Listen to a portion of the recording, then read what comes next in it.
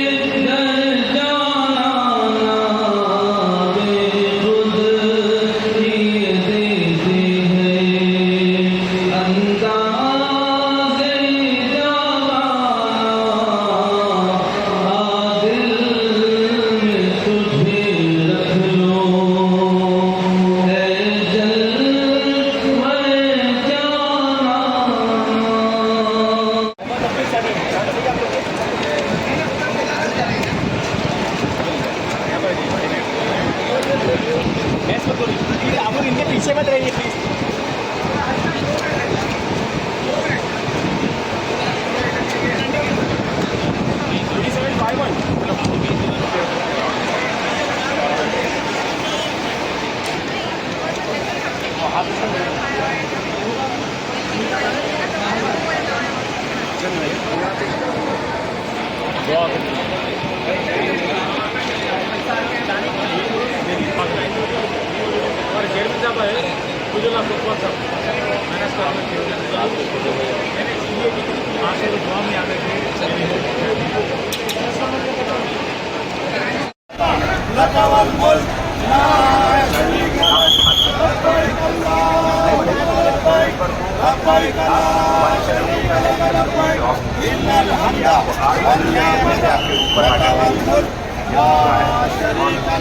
अगर से आपका बैगेज मिस हुआ है तो आप बायोमीटर में अपना कर ले सकते हैं।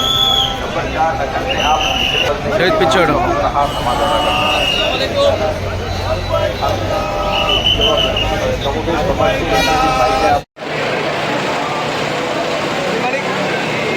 लब्बैक अल्लाहुम्म लब्बैक लब्बैक ला शरीक लक लब्बैक इन्नल हम्द वन्निअमत लक वल मुल्क ला शरीक लक लब्बैक अल्लाहुम्म लब्बैक लब्बैक ला शरीक लक लब्बैक इन्नल हम्द वन्निअमत लक वल मुल्क لا شريك له لبيك اللهم لبيك لبيك لا شريك لك لبيك لبيك والنعمة لك والملك لا شريك لك لبيك اللهم لبيك لبيك لا شريك لك لبيك إن الحمد والنعمة